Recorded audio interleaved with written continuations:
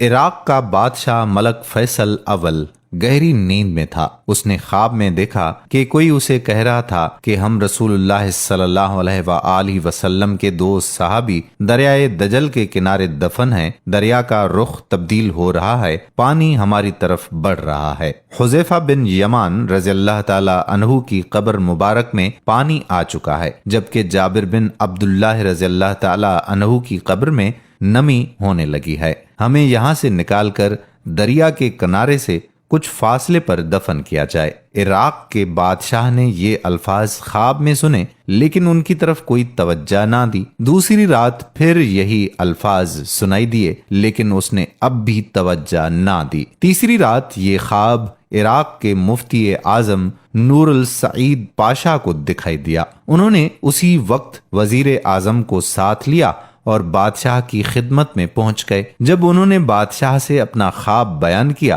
تو بادشاہ چونکا اور بولا، یہ خواب تو میں بھی 2 بار دیکھ چکا ہوں۔ اب انہوں نے مشورہ کیا۔ آخر بادشاہ نے مفتی اعظم سے کہا کہ پہلے آپ قبروں کو کھولنے کا فتویٰ دیں، تب میں اس خواب کے مطابق عمل کروں گا۔ مفتی اعظم نے اسی وقت قبروں کو کھولنے اور ان میں سے نعشوں کو نکال کر دوسری جگہ دفن کرنے کا فتویٰ جاری کر دیا۔ اب یہ فتویٰ اور شاہی فرمان اخبارات میں شائع کر دیے گئے اور اعلان کیا گیا کہ عید قرباں کے دن دونوں اصحاب رسول صلی اللہ علیہ وآلہ وسلم کی قبریں کھولی جائیں گی۔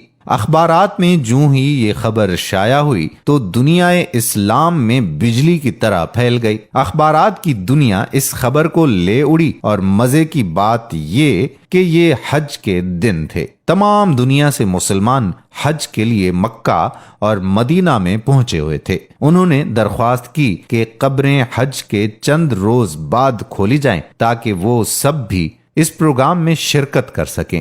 اسی طرح حجاز، مصر، شام، لبنان، فلسطین، ترکی، ایران، بلغاریہ، روس اور ہندوستان وغیرہ ملکوں سے شاہ عراق کے نام سے بے شمار تار پہنچے کہ ہم بھی اس موقع پر شرکت کرنا چاہتے ہیں، مہربانی فرما کر مقررہ تاریخ چند روز آگے بڑھا دی جائے۔ چنانچہ دنیا بھر کے مسلمانوں کی خواہش پر دوسرا فرمان یہ جاری کیا گیا کہ اب یہ کام حج کے 10 دن بعد کیا جائے گا۔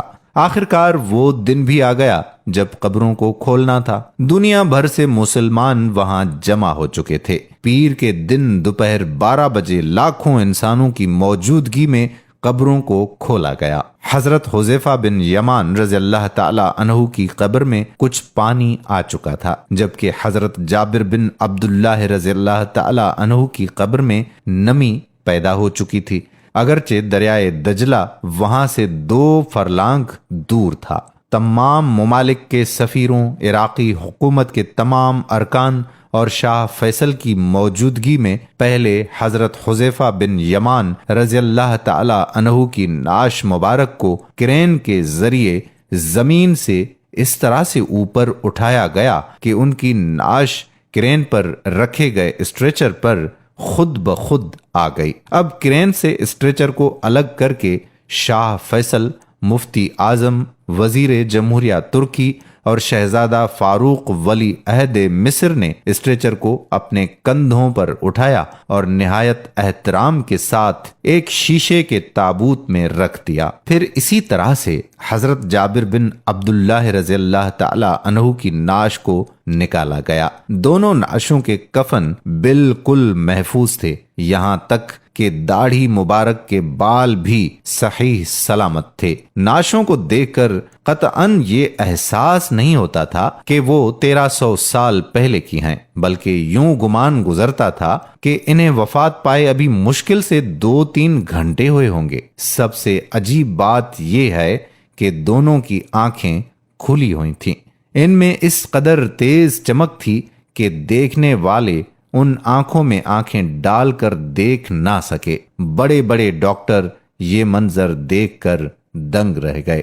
سچ ہے کہ محمد صلی اللہ علیہ وآلہ وسلم کے غلاموں کا کفن میلا نہیں ہوتا۔ امید کرتے ہیں کہ یہ معجزاتی اور تاریخ ساز ویڈیو آپ کو ضرور پسند آئی ہوگی۔ اگر اسلام سے محبت ہے تو آپ اس ویڈیو کو دوسرے لوگوں تک ضرور پہنچائیں تاکہ انہیں بھی اسلام کی تاریخ کے بارے میں پتہ چل سکے۔ آنے والی ویڈیو تک آپ کا میزبان قادر کلہوڑو آپ سے اجازت چاہتا ہے۔ اللہ حافظ۔